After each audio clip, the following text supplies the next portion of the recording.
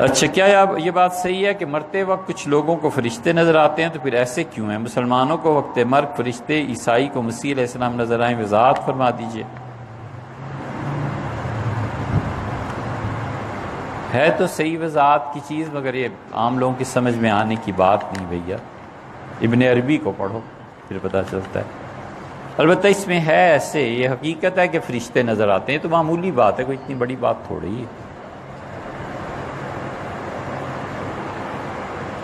وفات کے وقت فرشتوں کا نظر آنا کہ اس کی روح کو لینے آ رہے ہیں، یہ بچوں کی باتیں ہیں، یہ کوئی اتنی بڑی بات نہیں ہے، سب کے ساتھ ہوتا ہے بالعموم۔ علامہ اقبال نے لکھا ہے نا کہ اگر میں جھوٹ بولوں تو اللہ مرتے ہوئے مجھے حضور صلی اللہ علیہ وسلم کے قدم چومنے کی سعادت سے محروم رکھے۔ یہ مصرع جو علامہ اقبال کا فارسی میں ہے نا، رسوا کن مرا، خدا مجھے اس نعمت سے محرومی دے، یہ ہوتا ہے۔ بسا اوقات مرنے والے کا مقام اتنا بلند ہوتا ہے کہ حضور اقدس صلی اللہ علیہ وسلم اپنا پاؤں مبارک آگے کر دیتے ہیں، آدمی چومتا ہے اور مرتا ہے۔ آپ اس مقام کی بات کرتے ہیں، سورہ انعام کو پڑھیے،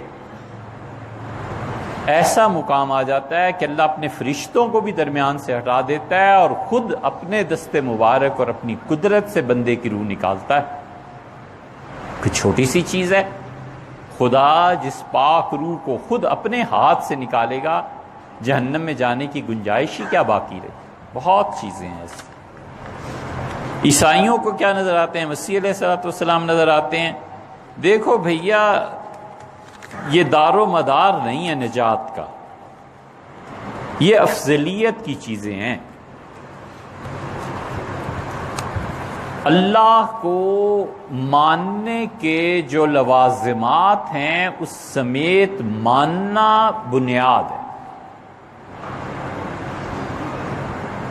بہت غور سے اس کو سننا چاہیے کہ اللہ کو ماننے کے جو لوازمات ہیں ان سمیت اللہ کو ماننا یہ اصل بنیاد ہے۔ فرشتے نظر آئیں یا نہ آئیں، حضور صلی اللہ علیہ وسلم کے پاؤں مبارک کو بوسہ دے یا نہ دے، پتہ چلے یا نہ چلے، اصل چیز یہ ہے۔ ایک ہے خدا کا تصور، اس کو پوجنا، کچھ نہیں ہے۔ ایک آدمی کہتا ہے میں مسلمان ہوں، پھر وہ کہتا ہے کہ میں اللہ کو مانتا ہوں۔ ہم کہتے ہیں خدا کو ماننے کے جو لوازمات ہیں انہیں بھی مانتے ہو یا نہیں؟ ایک شخص کہتا ہے میں اللہ کو مانتا ہوں اور آخرت کو نہیں مانتا، وہ تو تصور کو مانتا ہے، خدا کے ایک تصور کو، اللہ کی حقیقت کو نہیں مانتا۔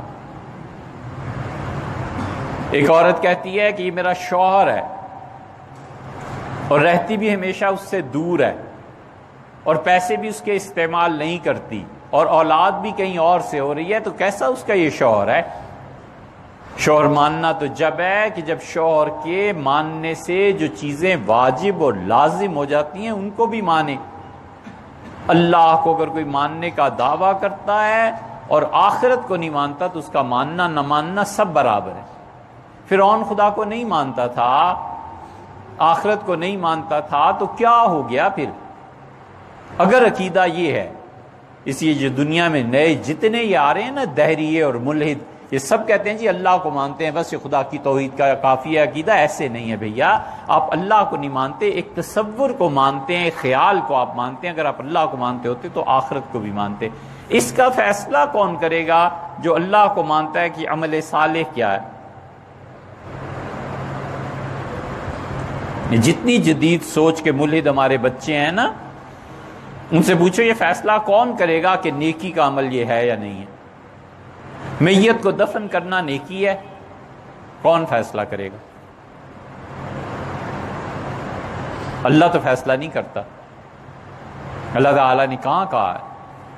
اللہ نے فرمایا فَأَقْبَرَهُ، اور اسے قبر میں لٹاتے ہیں یا قبر دیتے ہیں۔ تو ہم کہتے ہیں اللہ نے یہی کہا ہے نا، قبر میں بھیجنا یعنی اس دنیا سے ختم کرنا۔ ایک کہتا ہے میں اللہ کو مانتا ہوں اور مجھے میرے مرنے کے بعد جلا دینا۔ اب عمل صالح کیا ہے؟ قبر میں دفن کرنا یا جلانا؟ عمل صالح کا فیصلہ ہمیشہ نبوت کرتی ہے۔ اب نبوت کو نہیں مانتا، آخرت کو نہیں مانتا، تو یہ اللہ کو ماننے کا تمہیں فائدہ کیا ہے؟ آخر کچھ بھی نہیں۔ بالکل اسی طرح یہ جو آپ نے تحریر فرمایا ہے نا کہ سیدنا مسیح علیہ الصلوۃ والسلام نظر آتے ہیں یا نہیں آتے یا جو کچھ بھی ہوتا ہے، یہ چیزیں بخشش کا دار و مدار نہیں ہے۔ اللہ کے ہاں عمل قابل قبول وہ ہے جو اللہ کو ماننے اور اللہ کے ماننے کی وجہ سے جن چیزوں کو ماننا پڑتا ہے ان کو مانے۔ وہ بنیادی طور پہ 3-4 چیزیں ہیں: قرآن کریم کو اللہ کا کلام ماننا، انبیاء علیہ السلام کی اطاعت کرنا اور آخرت کا ماننا۔ یہ 3 چیزیں اگر کوئی نہیں مانتا تو اللہ کو 1000 بار بھی مانے ٹکے کے برابر فائدہ نہیں۔